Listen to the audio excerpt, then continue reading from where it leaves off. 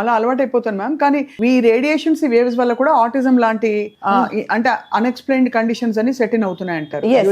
Why because నేను ఎందుకో ఎంత గట్టిగా చెప్పగలుగుతున్నానంటే ఎర్లీ స్టేజ్ లో కొంతమంది పిల్లలు అంటే మదర్స్ తో వస్తారు కదా, మేము అబ్జర్వ్ చేస్తుంటాం. అప్పుడు వాళ్ళని మేము చెప్తాం అనమాట, అమ్మ please been of your children అనమాట, ఈ నుంచి అంతా ఈ రేడియేషన్ నుంచి అంతా మీరు దూరంగా పెట్టండి అంటే, అలాంటి వాళ్ళు విన్న వాళ్ళు మాకు ముగ్గురు బాగా క్లియర్ గా తెలుసండి. Within 2 or 3 months the child మళ్ళీ వచ్చేసి మాట్లాడడం మొదలుపెట్టి అమ్మా నాన్న అనడము, మళ్ళీ స్కూల్ కి వెళ్ళడము, అబ్సల్యూట్లీ కాగ్నిషన్ లో ప్రాబ్లం లేకుండా అవడం.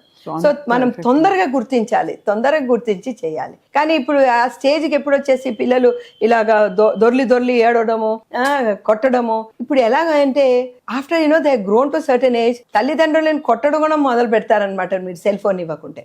సో అంత అడిక్షన్ అనేది వచ్చేస్తుంటది. So much it effects the మనకి ఇంటర్నల్ అమిగ్డలా, న్యూక్లియా ఇవన్నీ ఉంటాయన్నమాట.